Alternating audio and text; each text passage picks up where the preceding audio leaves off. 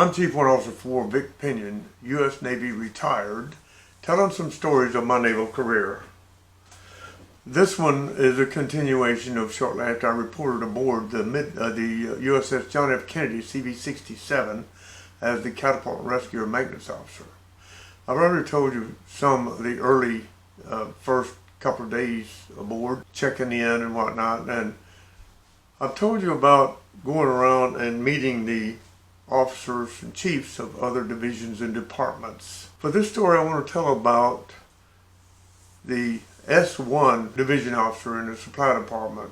He was a first tour limited duty officer ensign, and really gung-ho, wanting to do the best job he could. And I told him about my never out list that I'd created when I was a maintenance officer aboard the Midway, and how effective it was for us. And he was very supportive of us doing that.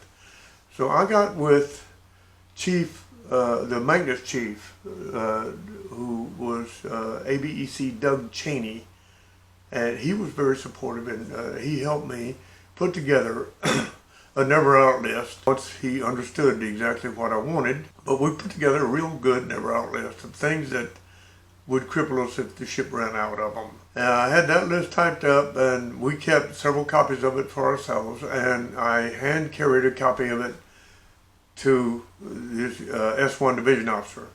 He reviewed it, very supportive of it, said we'll get all this stuff aboard right now before we deploy.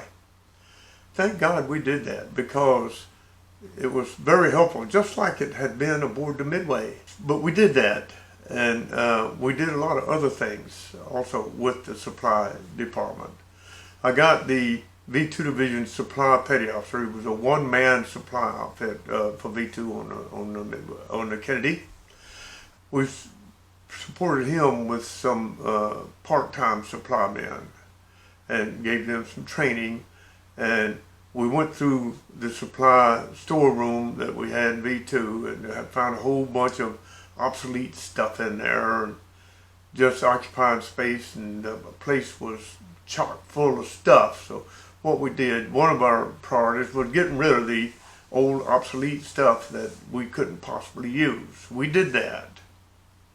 And then we created our max minimum stocking level for our pre-expended bins and set that up. It wasn't set up that way. We set that up, and that worked well for us, just like it had aboard the Midway.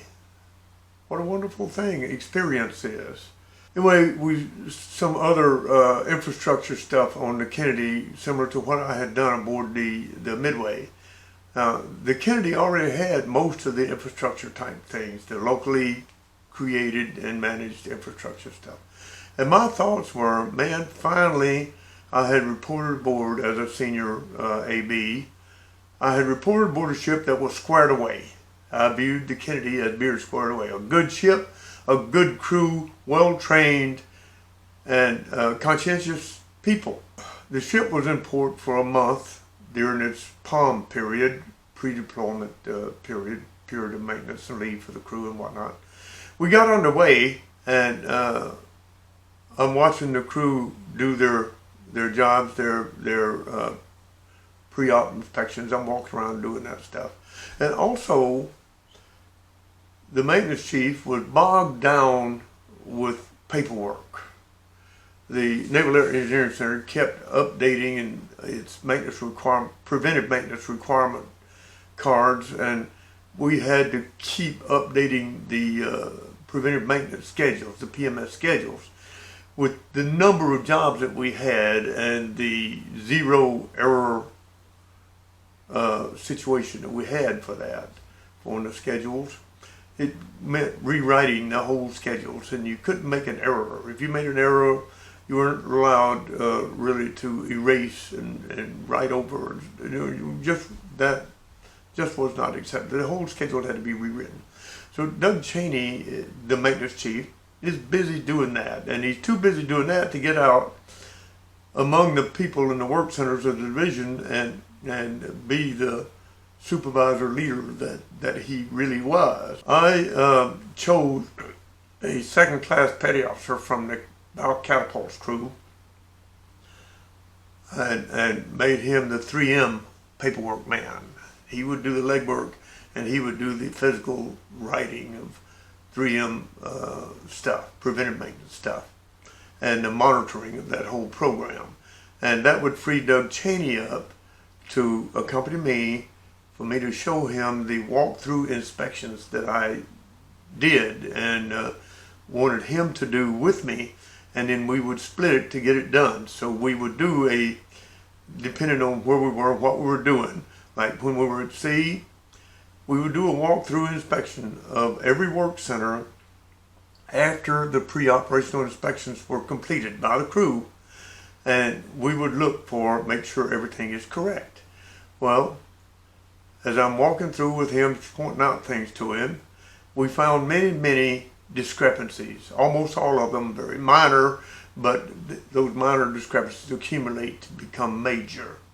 So we got those corrected on the same day, those minor discrepancies corrected the day we found them. We told the man that operated that workstation, and we told the work center supervisor, and pointed it out to him and insisted they be corrected right now before the first recovery or the first launch. That worked well for us.